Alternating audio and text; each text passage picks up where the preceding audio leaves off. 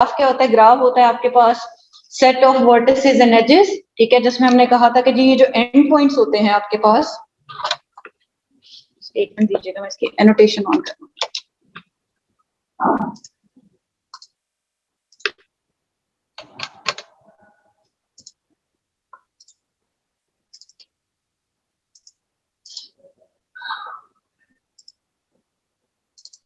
हमने देखा था कि जी हमारे पास क्या सिनेरियो होता है, हमारे पास होते हैं वर्टिसेस एंड एजेस का एक सेट होता है जिसमें हमारे पास ये जो नोड्स होते हैं, जिनको हम इन शॉर्ट नोड्स भी कह सकते हैं, ये आपके पास कहलाते हैं वर्टिसेस, और इनके दरमियान में जो लाइंस इनको कनेक्ट करती हैं ये कहलाती हैं एजेस।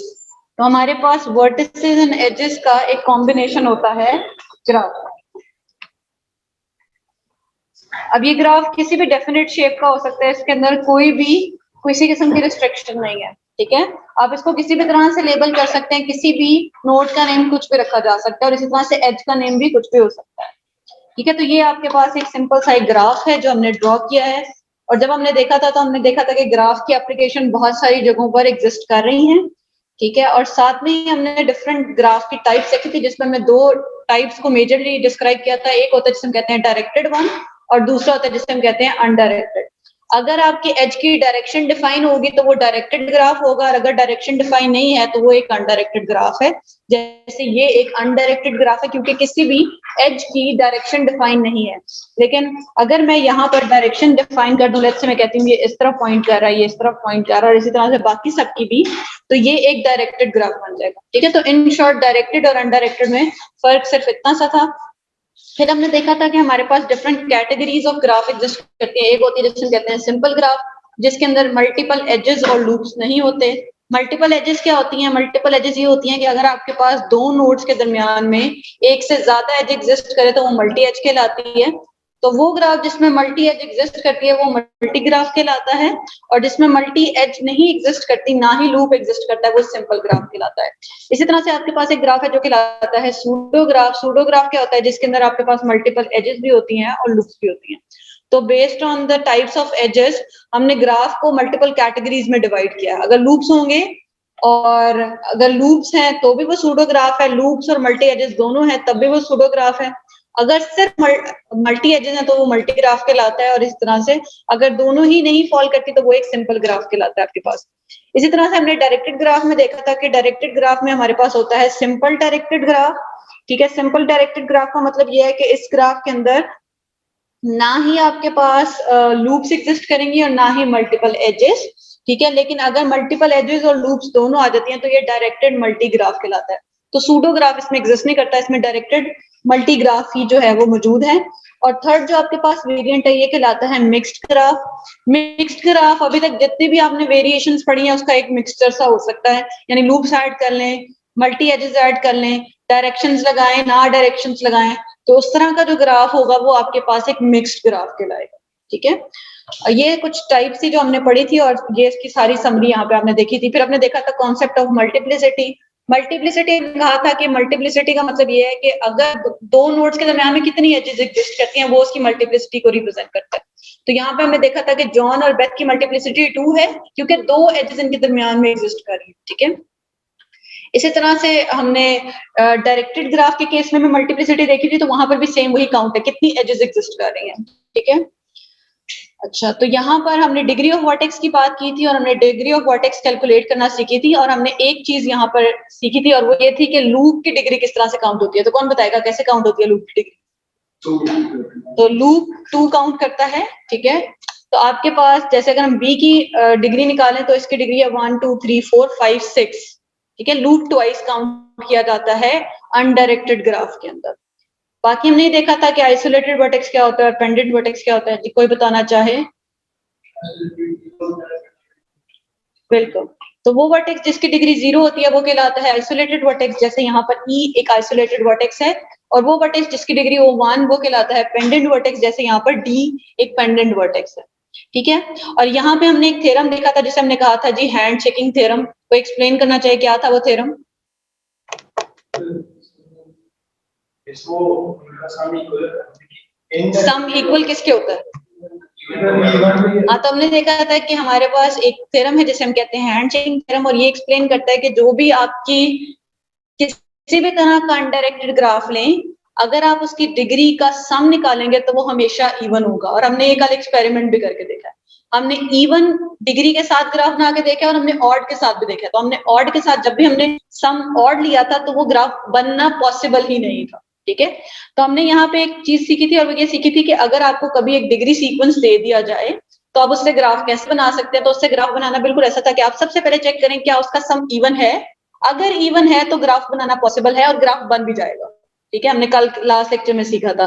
और अगर सम ऑड है तो वो ग्राफ बन ही नहीं सकता। तो आप उसको एक्सप्लेन कर सकते हैं कि चूंकि इसका सम जो है वो इवन नहीं है as per the hand shaking theorem, तो ये ग्राफ बनाना जो है वो पॉसिबल नहीं है। ठीक है,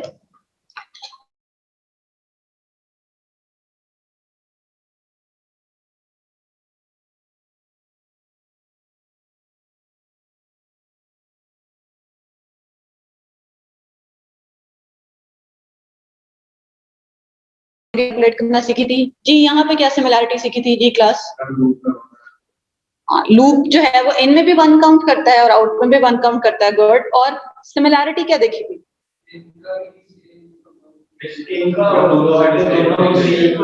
बिल्कुल, तो इन डिग्री का सम और आउट डिग्री का सम इक्वलेंट होता है। हमने ये देखा था और हमने ये थ्योरम था आपके पास वापस से hand shaking theorem for directed graph. और हमने देखा था कि अगर आप इसकी डिग्री का इन टोटल सम निकालें तो भी इवन होता है, यानी इवन प्लस आउट डिग्री को सम करें तो इवन होता है। अगर आप उसको हाफ कर लेंगे तो आपके पास that is exactly as the in degree और आउट डिग्री। और अगर आप वर्टिसेस सॉरी एजेस को काउंट कर लें तो इन सभी चीजों का काउंट सिमिलर है, यानी सिर्फ एजेस काउंट कर लें या चाहे इन डिग्री काउंट कर लें या out degree in total count कर लें, आपके पास ये सभी चीजें बराबर होती है। हवाले से स्टडी किया था। चले मुझे बताएं कंप्लीट ग्राफ क्या होता है।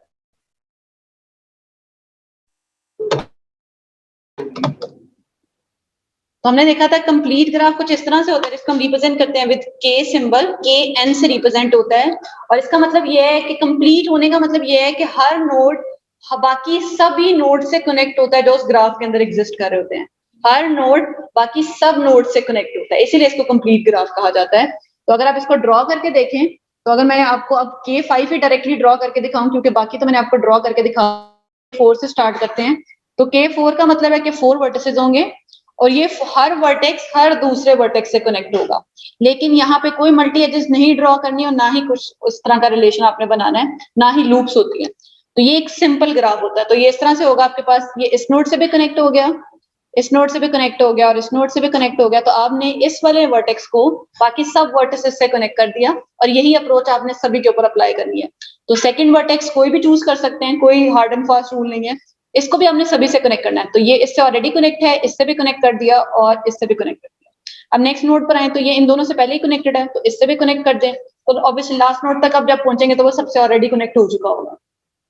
हमने यहाँ पे ये देखा था कि अगर आप K4 ड्रॉ करते हैं या इस तरह से कोई भी और ग्राफ ड्रॉ करते हैं तो हर नोड की डिग्री जो होगी यहाँ पर इसमें 3 होगी। इसी तरह से K5 ड्रॉ करेंगे तो उसमें हर नोड की डिग्री 4 होगी। ठीक है, यानी जो भी यहाँ पर नंबर लिस्टेड है उससे 1 लेस जो है वो आपकी हर नोड की डिग्री होगी। ठीक है, और सबकी डिग्री सिमिलर होगी, जैसे आप यहाँ देख रहे हैं सबकी डिग्री सिमिलर है।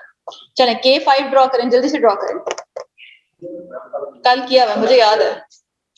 ठीक है, तो K5 भी बिल्कुल इसी तरह से ड्रॉ होगा। इसका मतलब है 5 वर्टिसेस हैं और ये हर वर्टेक्स को आपने हर दूसरे वर्टेक्स से कनेक्ट करना है। तो ये एक स्टार टाइप की शेप थी जिसकी आउटर बाउंड्री भी थी।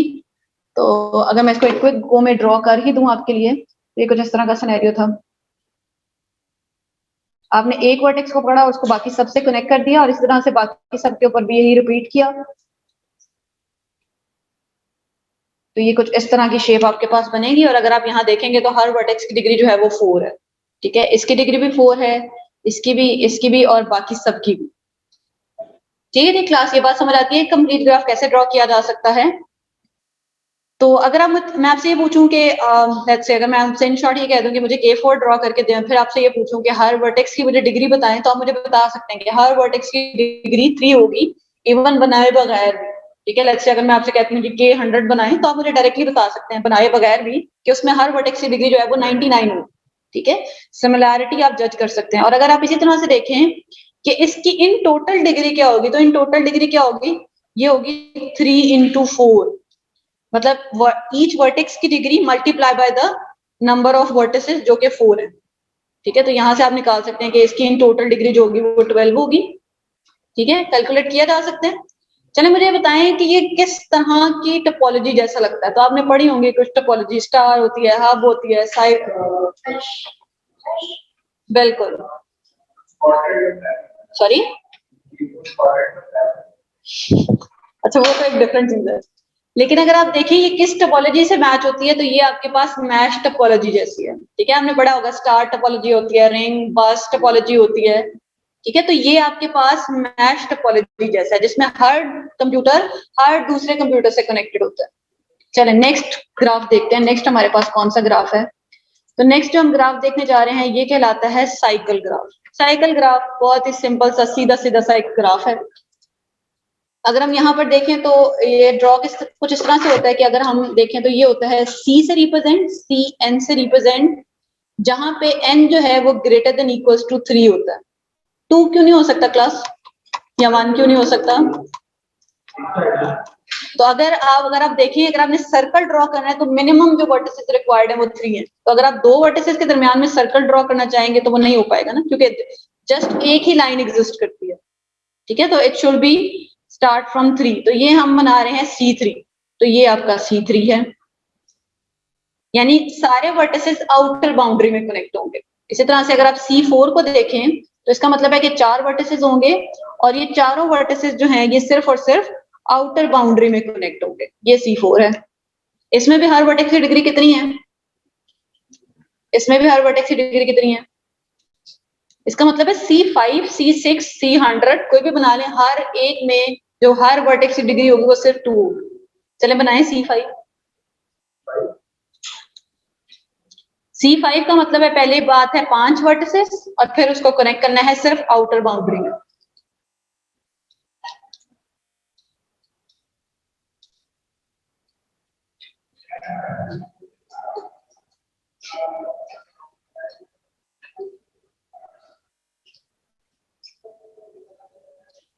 ठीक है जी बेटा, तो ये इस तरह से होगा आपका C5, ऐसा ही होगा। हर वर्टेक्स की डिग्री क्या है? 2। किस टोपोलॉजी जैसा है? रिंग टोपोलॉजी जैसा है। ठीक है, रिंग में ऐसे होता था कि सारे आउटर बाउंड्री में कनेक्ट होते थे। ठीक है जी क्लास, तो अगर आप C7, C8 कोई भी बनाते हैं तो ये कंसिस्टेंट रहेगी, हर वर्टेक्स की डिग्री 2 ही होगी। अगला ग्राफ देखते हैं जो कि मैं आपको डायरेक्टली यहीं पे बता देती हूँ, जो कहलाता है व्हील ग्राफ। ठीक है, व्हील ग्राफ रिप्रेजेंट होता है विद WN। यहां पर भी n greater than equals to 3 ही है। ठीक है, अगर आप W3 बनाते हैं तो W3 कैसे बनाया जाएगा? तो आपने इसको with help of C graph बनाना है, साइकिल ग्राफ। तो अगर मैं W3 बनाती हूँ, इसी को मैं W3 में कन्वर्ट करती हूँ, तो इसका मतलब है कि ये मेरे पास C3 बना हुआ है, इसके मिडल में मैं एक और नोड लगाऊंगी और इसको बाकी सभी नोड से कनेक्ट कर। ठीक है, तो ये कुछ इस तरह से बनेगा। ये मेरा पास W3 है, मैंने एक मिडल में न्यू नोड ऐड किया है जिसको मैंने बाकी सब रेस्ट से कनेक्ट कर दिया है। इसी तरह से सॉरी, मिनिमम नंबर इज 3 नहीं, वो ये कहलाता W3 है लेकिन इसमें वर्टिसेस 4 होते हैं। ये कहलाता W3 है लेकिन इसमें वर्टिसेस 4 होते हैं। ठीक है, अगर आप W4 बनाएंगे तो इसका मतलब है कि वर्टिसेस 5 होंगे। ठीक है, तो इसके मिडिल में एक वर्टेक्स आ जाएगा और ये वर्टेक्स बाकी सब से कनेक्ट होगा। चले आप W5 बनाएं।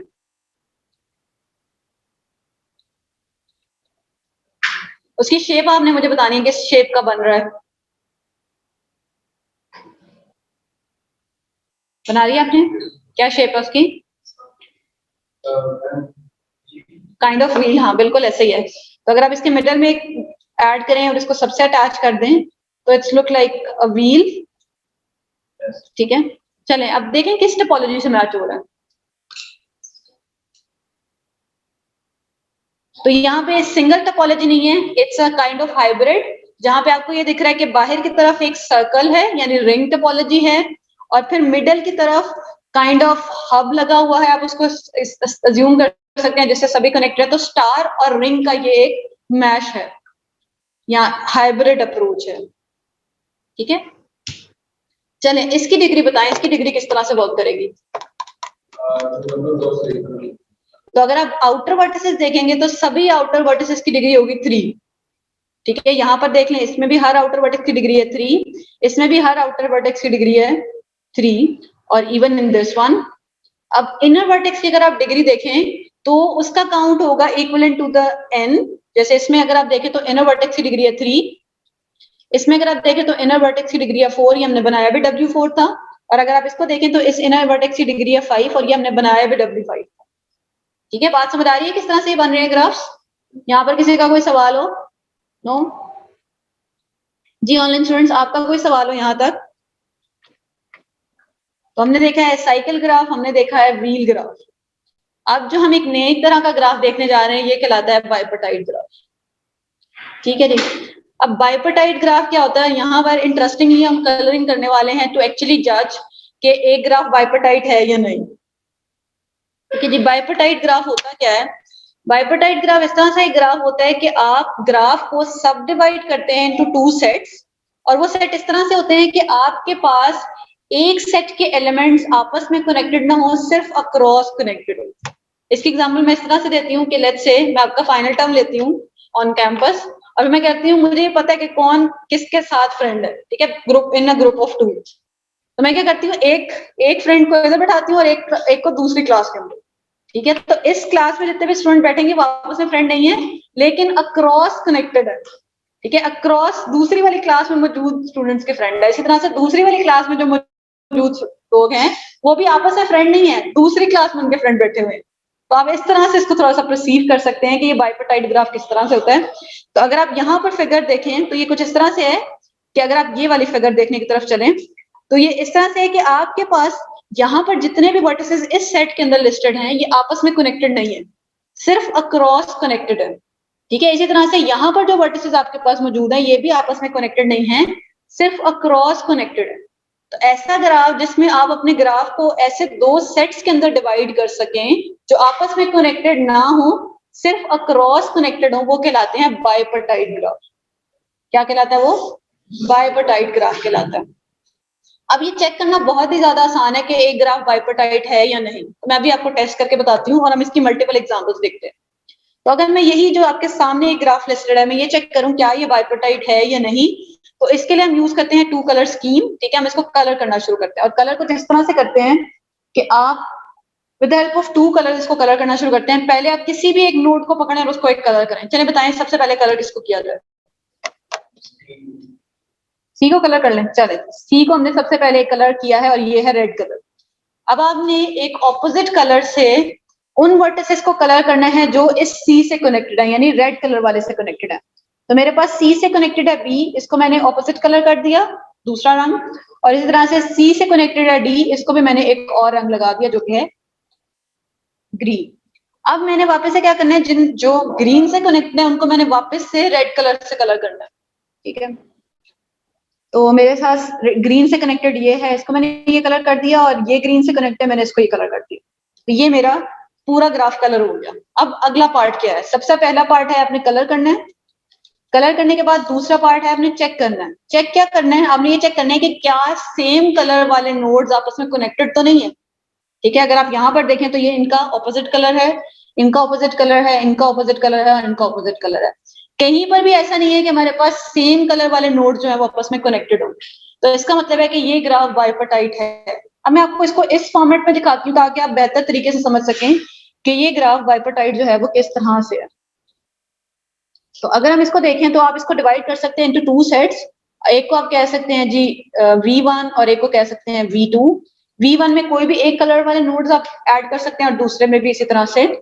तो लेट्स से मैं कह देती हूँ कि A, C और E जो है ये मेरे पास V1 है, और इसी तरह से तो B और D है ये मेरे पास जो है ये मेरे पास V2 है। अब मैं इसको इस तरह से ड्रॉ करती हूँ। तो ये मेरे पास आ गया A, C, E और दूसरी तरफ आ गया मेरे पास B और D। अब कनेक्शन देखते जाएं इस ग्राफ से और इधर लिंक करने की कोशिश करें। तो A कनेक्टेड है B से, इधर A को कनेक्ट कर दें B से, B कनेक्टेड है C से, B को कनेक्ट कर दें C से, C कनेक्टेड है D से, C D से कनेक्ट हो गया, और D कनेक्टेड है E से, तो ये इस तरह से कनेक्ट हो गया। तो अगर आप इस पिक्चर से देखें तो ये एलिमेंट्स आपस में कनेक्टेड नहीं है जो एक सेट में है, और इसी तरह से वो वाले सेट में भी जितने भी एलिमेंट्स हैं वो भी आपस में कनेक्ट नहीं है, सिर्फ अक्रॉस कनेक्टेड है। तो अगर कभी भी ऐसा सिनेरियो हो तो ये ग्राफ कहलाता है बाइपर्टाइट ग्राफ। तो अगर आपसे कहा जाए कि बाइपर्टाइट चेक करें तो क्या आपने काम करना है, आपने सबसे पहले ये शो करना है आपका कलर्ड ग्राफ, प्लस आपने जो चीज शो करनी है वो आपके ये दो सेट्स V1 और V2। इस तरह से बनाने की जरूरत नहीं है, ये मैंने सिर्फ इसलिए बनाया ताकि आप ये समझ सकेंगे एक्चुअली में बाइपर्टाइट ग्राफ ये कैसे है, लाइक आप थोड़ा सा समझ सकेंगे बाइपर्टाइट ग्राफ होता क्या है। ठीक है जी, क्लास समझ आ रही है ये बात? चलें एक दो और एग्जांपल देखते हैं ताकि जो कंफ्यूजन है वो क्लियर होने की तरफ आए। तो क्लास आप मुझे चेक करके बताएं, क्या ये ग्राफ जो कि इधर लिस्टेड है जिसको मैं कह लेती हूँ लेट्स से जी ग्राफ, क्या ये बाइपर्टाइट है? एंड देन क्या एच ग्राफ बाइपर्टाइट है?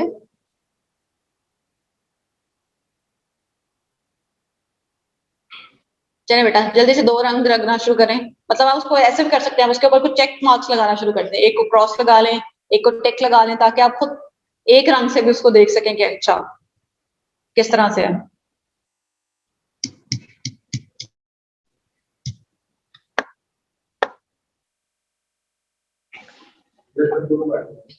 है बाइपर्टाइट। चलें देखते हैं अभी, बेटा कलर कर लें, मेरे ख्याल से ज्यादा बेहतर है।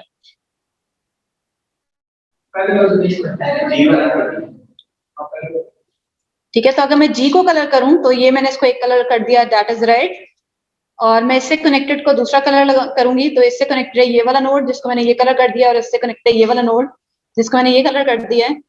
कलर हो गया। अब जो चीज चेक करनी है वो ये चेक करनी है कि क्या सेम नोड्स सेम कलर वाले नोड्स तो कनेक्टेड नहीं है, तो यहाँ पर तो नहीं है, यहाँ पर तो नहीं है, लेकिन यहाँ पर आप देख रहे हैं कि ये सेम कलर वाले नोड आपस में कनेक्टेड है, तो आप कहेंगे not a bipartite graph.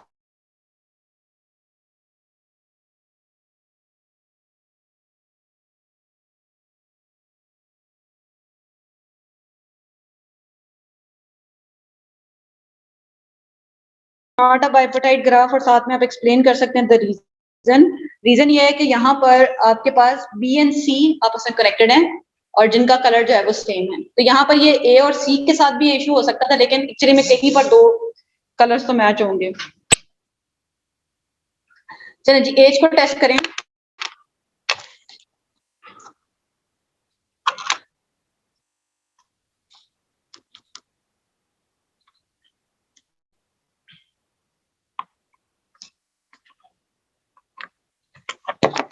Ji class, तो एज को टेस्ट करें।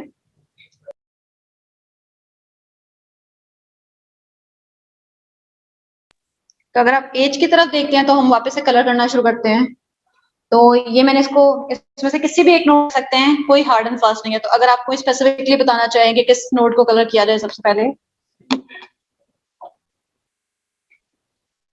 किसी पे आप एक अग्री हो जाए। चलें जी ए को ही कलर कर लेते हैं। ठीक है, तो यहाँ पर हमने सबसे पहले ए को कलर किया। अब ए से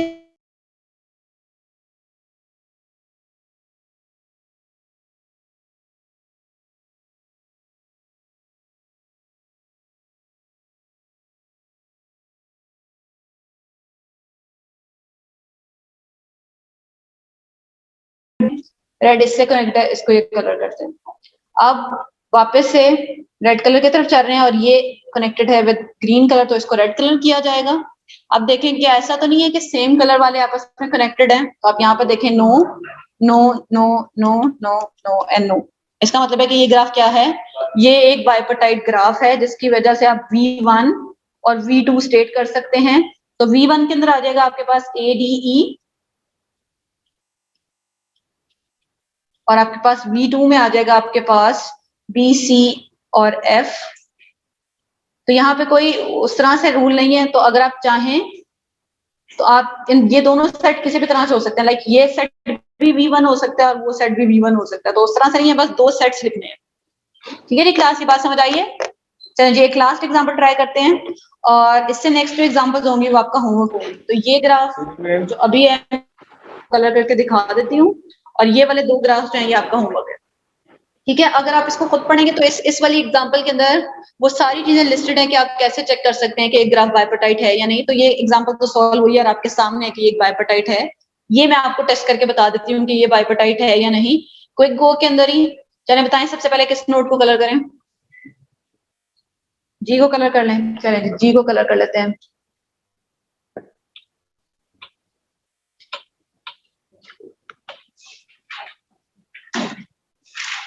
जी बेटा हुमैर आजम, आपने हैंड रेज किया हुआ है।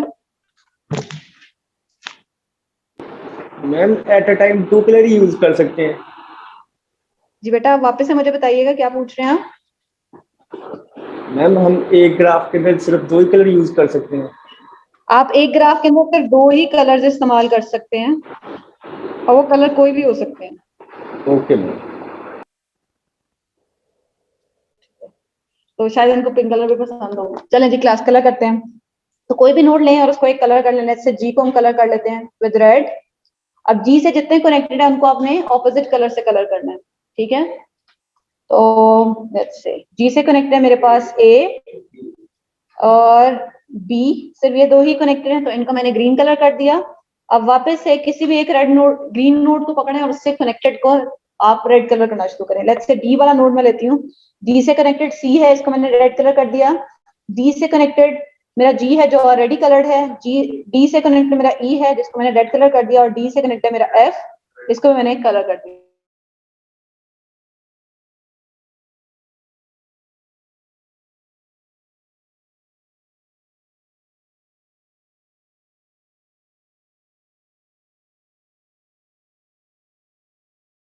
तो अगर आप यहाँ पर देखें तो ये दोनों कनेक्टेड हैं, इनका कलर ऑपोजिट है।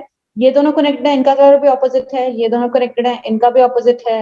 ये भी ऑपोजिट, ऑपोजिट, ऑपोजिट, ऑपोजिट और सभी जगह ऑपोजिट कलर हैं। इसका मतलब है कि ये ग्राफ एक बाइपोटाइट ग्राफ है, ठीक है। और उसी बेसिस पर आप V1 लिस्ट कर सकते हैं और V2 लिस्ट कर सकते हैं। तो मेरे पास ये है जी G, F और C, एक कलर वाले मैंने नोड्स इसमें पिक कर डाल दिए और दूसरे A, B और D मैंने जो है वो यहाँ पे पिक कर ऐड कर दिए।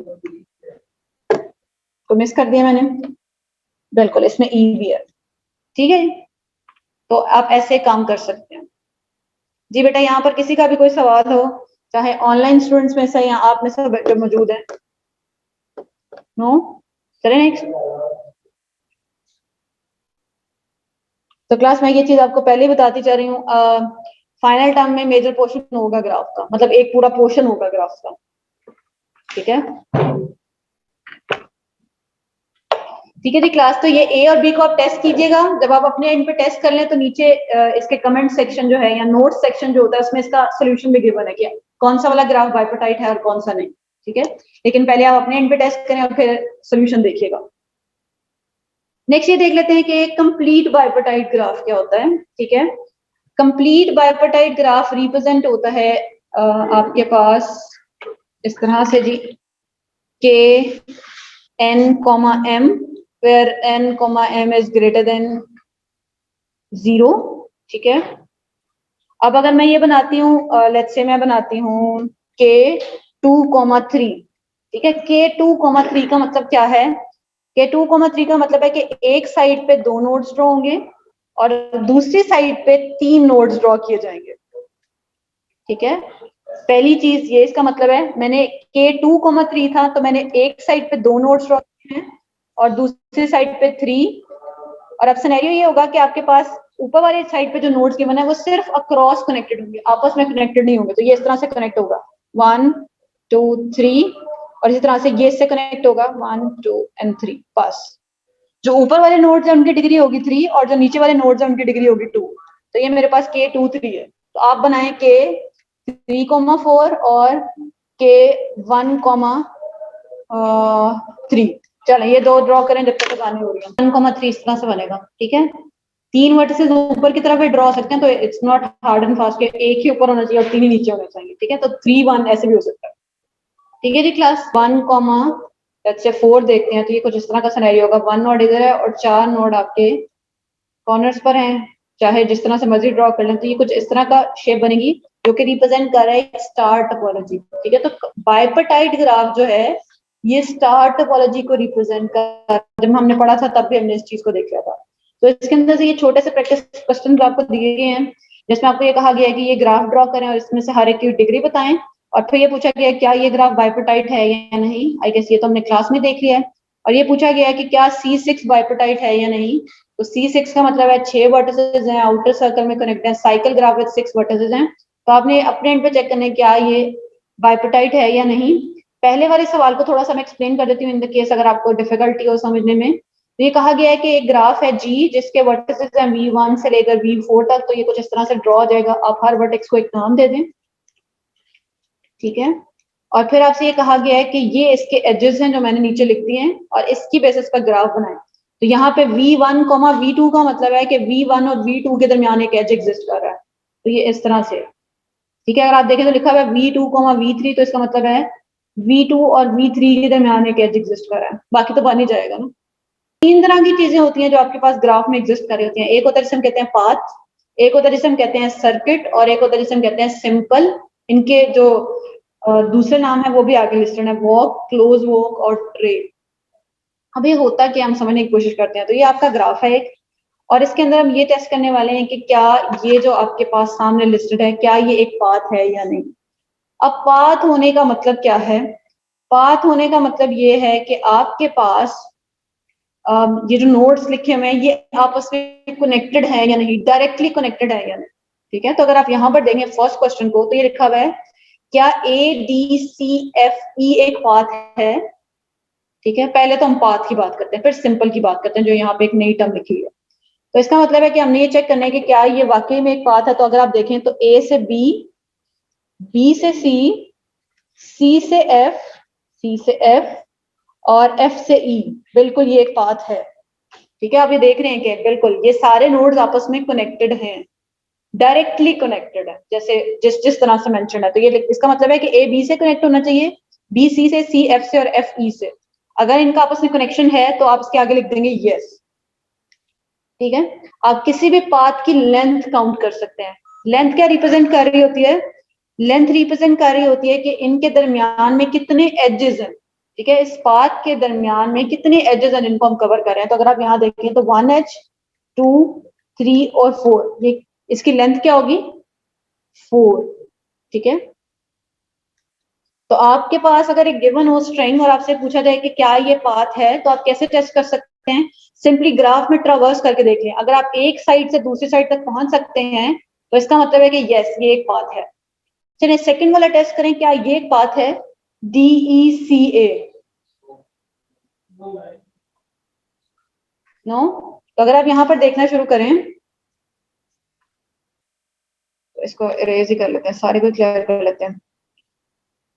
तो अगर हम सेकंड वाला देखें DECA, तो इसका मतलब है मैंने D से स्टार्ट करना है, D से E पर गई मैं, E से C पर जाना है, लेकिन E से C पर जाने का कोई डायरेक्ट वे मौजूद नहीं है, कोई लाइन नहीं है। तो इसका आंसर है नो, ठीक है। पाथ क्या होता है? पाथ का मतलब है कि आप एक नोड से स्टार्ट करें और आप दूसरे नोड तक जो उसके अंदर मेंशन्ड है उस तक एक रास्ता एग्जिस्ट करना चाहिए, ठीक है। एक वॉक एग्जिस्ट करनी चाहिए, आप A से E तक पहुंच सकते, ठीक है जी। चले सर्किट देखते हैं, सर्किट क्या होता है। सर्किट का मतलब ये है कि आप जिस नोड से शुरू करें उसी पर आकर खत्म हो, यानी जहां से आपने स्टार्ट किया आप घूम घाम के वापस वहीं आ गए, ठीक है। तो अगर आप ये देखें क्या ये एक सर्किट है, तो अगर आप देखना शुरू करें तो ये लिखा हुआ है बी, तो बी से स्टार्ट करते हैं, बी, फिर कहा है सी पर चले जाएं, फिर कहा है एफ पर चले जाएं, फिर कहा है ई पर चले जाएं और फिर कहा है बी पर आ जाए। तो क्या ये एक सर्किट है? यस ये एक सर्किट है, ठीक है, क्योंकि जहां से आपने स्टार्ट किया था वहीं पर आके आप एंड कर रहे हैं। चलिए मुझे बताएं क्या नेक्स्ट वन जो लिस्टेड है वो एक सर्किट है?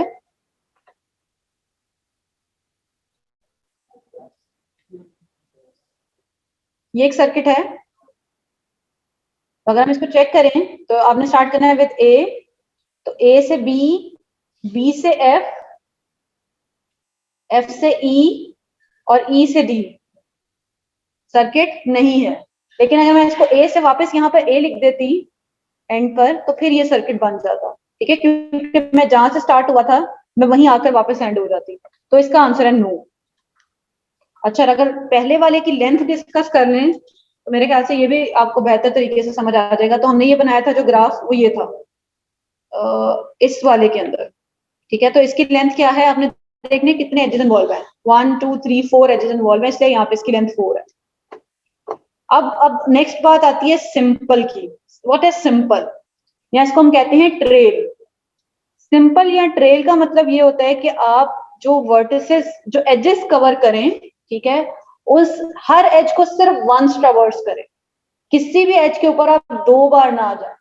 समझते हैं एग्जांपल से तो आप बेहतर तरीके से समझ पाएंगे। तो आपसे पूछा गया है कि क्या ये एक सिंपल है या नहीं, या ये एक ट्रेल है या नहीं, इस वाले क्वेश्चन को हम देख रहे हैं। तो अगर आप देखें तो आपने सबसे पहले तो उसी को ऊपर लेबल करते जाएं, तो ए से बी, बी से ई से डी से ए एंड ए से अगेन बी। तो अगर आप यहाँ देखें, यहां पर मैंने इस वाले जो एज है इसको 2 बार ट्रैवर्स किया, ठीक है, क्योंकि अगर मैं ए से वापस बी पे आना चाहती हूँ तो यही सिर्फ और सिर्फ यही एक रास्ता है जिससे मैं वापस इस तक आ सकती हूँ। तो इसका मतलब है कि ये सिंपल नहीं है। क्यों नहीं है? क्योंकि मैंने एक एज को एक से ज्यादा बार विजिट किया, ठीक है। अगर कभी भी कहीं पर भी ग्राफ के अंदर जो मुझे गिवन है मैं एक एज को एक से ज्यादा बार ट्रैवर्स करूंगी तो वो सिंपल नहीं होगा। सर्किट नहीं है, क्योंकि आपने ए से स्टार्ट किया था लेकिन हम बी पे एंड कर रहे हैं, ठीक है। चले नीचे वाला चेक करें, क्या नीचे वाला सिंपल है?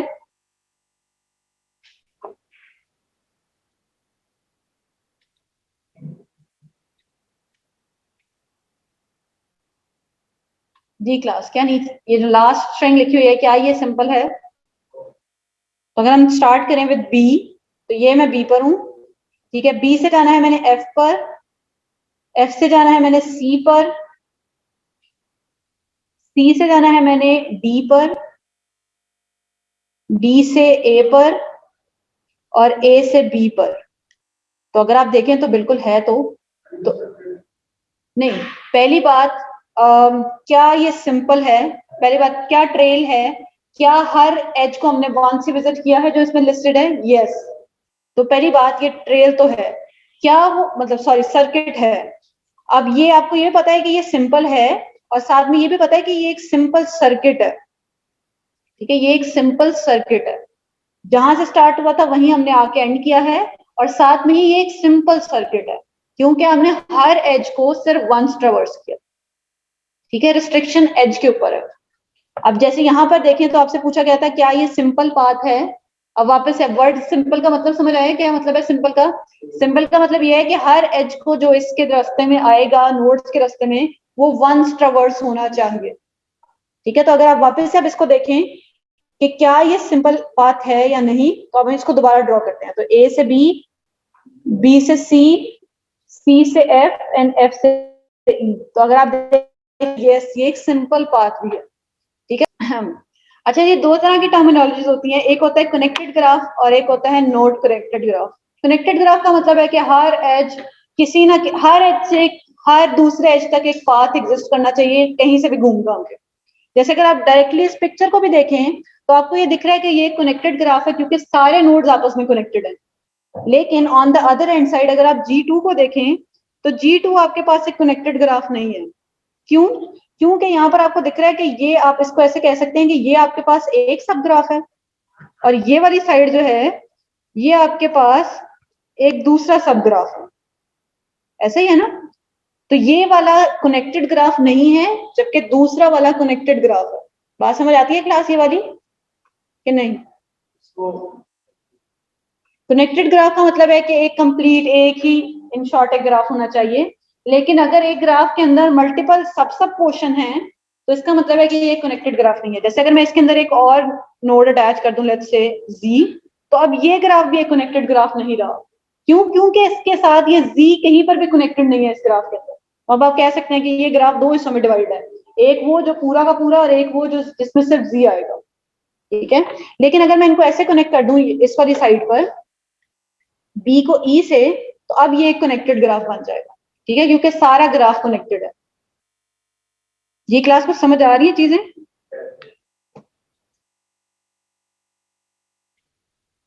तो मैंने यहाँ सोचा था कि हम काफी पार्ट पढ़ लेंगे लेकिन फिर ये सिंपल ट्रेल और वॉक ने हमारा बहुत सारा टाइम ले लिया।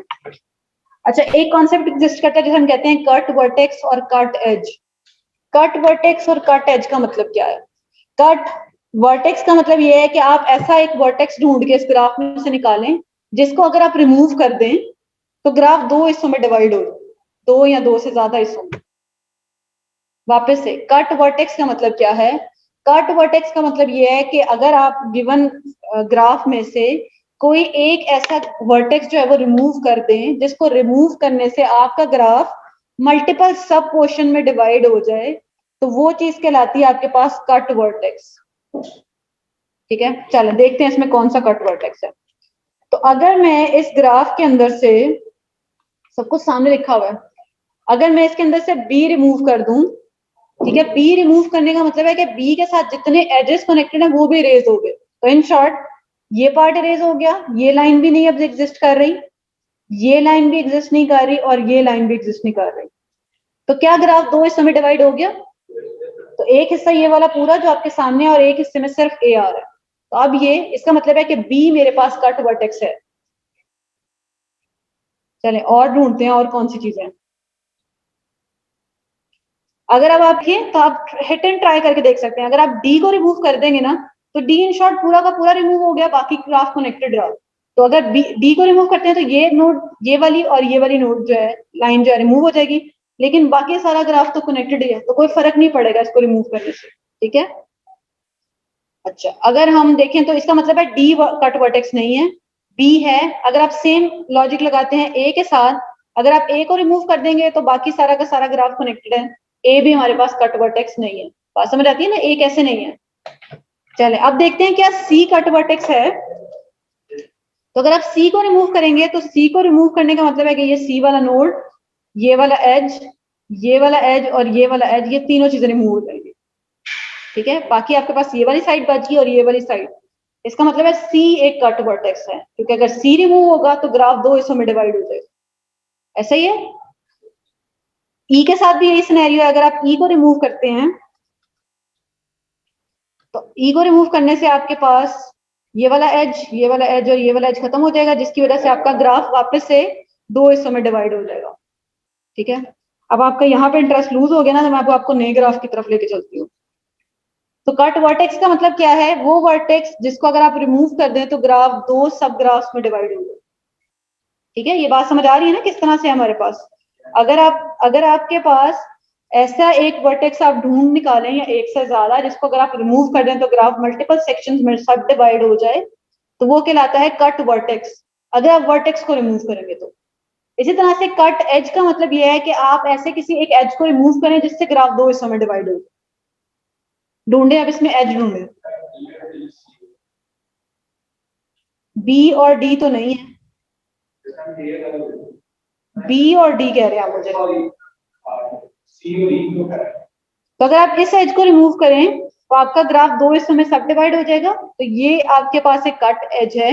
इसी तरह से अगर आप इस एज को रिमूव करें तब भी ग्राफ दो हिस्सों में सब डिवाइड हो जाएगा, क्योंकि ये एक नोड बिल्कुल अलग हो जाएगा। ठीक है, चलें एक ग्राफ देखते हैं, अब उसको अब आप सॉल्व करके मुझे बताइएगा इसमें कट एज और कट वर्टेक्स कौन सा है, और मेरे ख्याल से यहीं पर ही हम कंक्लूड करते हैं। चलें ढूंढे इसमें से, तो इसमें से हम कोई एक ग्राफ ले लेते हैं, लेट्स से ये वाला ग्राफ, इसको मैं कह देती हूँ एच। एच ग्राफ में से आपने मुझे बताना है क्या कोई कट वर्टेक्स और क्या कोई कट एज मौजूद है। चलें अब दिमाग लगाए, वहां तो सोल्यूशन सारा मौजूद है। ठीक है, कट वर्टेक्स की बात करते हैं। कट वर्टेक्स का मतलब क्या है? आप एक इस तरह से एक नोड रिमूव करें और ग्राफ दो हिस्सों में डिवाइड हो जाए। ठीक है, अगर आप टू को रिमूव करते हैं तो इसका मतलब है कि ये नोड और ये नोड रिमूव हो जाएगा, लेकिन ग्राफ स्टिल एक सारा इकट्ठा इकट्ठा ही रहेगा। अगर मैं देखूं तो शायद ये व्हाइट से मैं रिमूव करके आपको दिखा सकूं। अच्छा बिल्कुल अच्छी ऑप्शन है। तो इसका मतलब है कि ये वाला नोड रिमूव हो जाएगा मेरे पास, ये वाला नोड रिमूव हो जाएगा मेरे पास, और ये वाली लाइन निकल जाएगी। तो अगर आप देखें तो ऐसा करने से फर्क तो कोई नहीं पड़ा, ग्राफ तो स्टिल कनेक्टेड ही रहा है। ठीक है, तो इसका मतलब है कि ये वाला नोड जो था ये तो मेरे पास कट वर्टेक्स नहीं है। चलिए अब मैं चेक करती हूँ क्या वन कट वर्टेक्स है, तो वन के साथ भी सेम सूरत हाल करके देखते हैं। तो एक मिनट मुझे दे, मैं इसका ना थोड़ी बढ़ा लूं ताकि जल्दी जल्दी रिमूव हो जाए। तो अगर आप इसको रिमूव कर दें तो वापस से ग्राफ कनेक्टेड ही है, कोई फर्क नहीं पड़ा। इसका मतलब है वन भी कट वर्टेक्स नहीं है। थ्री को अगर आप देखें तो थ्री भी खुद ब खुद रिमूव हो जाएगा, स्टिल ग्राफ कनेक्टेड रहेगा, तो ये भी कट वर्टेक्स नहीं है। सेम विथ फोर, फोर को अगर आप रिमूव कर देते हैं स्टिल कनेक्टेड है। सेवन को या किसी भी और को रिमूव करते हैं तो ऐसा नहीं होगा कि आपके पास आपका जो ग्राफ है वो दो हिस्सों में डिवाइड हो जाए। तो कट वर्टेक्स तो कोई नहीं है, ऐसा ही है, कट वर्टेक्स कोई नहीं है। अब ढूंढते हैं कि कट एज है,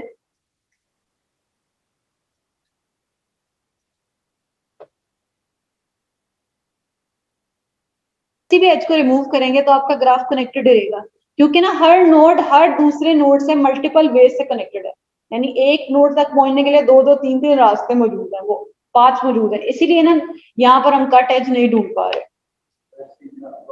वर्टेक्स कौन सा है सबसे पहले, कौन कौन से हैं कट वर्टेक्स, तो मुझे ये देखना पड़ेगा किस तरह से। मैं वर्टेक्स रिमूव करती हूँ, अगर मैं 3 को रिमूव कर दूं तो इसका मतलब है ये वाली एज भी निकल गई और ये वाली भी, तो मैं इसको व्हाइट कलर से करती हूँ ताकि ना आपको बिल्कुल रिमूव हुए दिखे।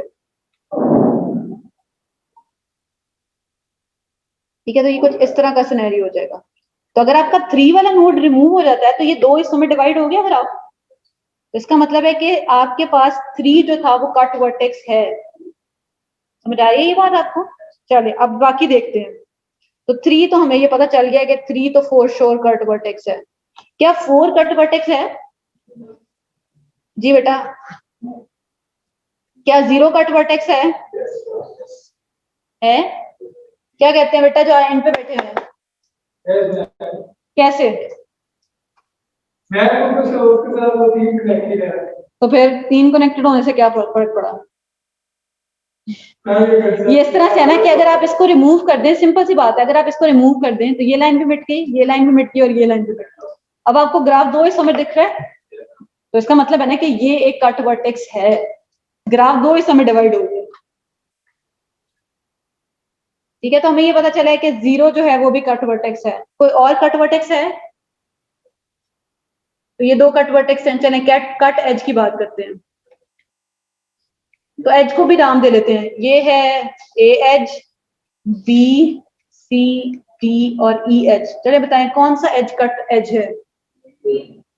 तो डी देख लें, डी भी कट एज है, अगर ये रिमूव हो जाएगा तो ये दो आपके पास ग्राफ्स बन जाएंगे, तो डी एज कट एज है और ई एज भी आपके पास कट एज है। इसके अलावा बस, ये कैसे हैं ये मैं आपको समझा देती हूँ। अगर आप अल्लाह ये वाली एज रिमूव करें तो ग्राफ दो हिस्सों में हो गया, तो इसका मतलब है बिल्कुल ये कट एज है। अगर आप ये वाली एज रिमूव करें तो भी ग्राफ दो हिस्सों में हो गया, बिल्कुल, तो ये भी कट एज है।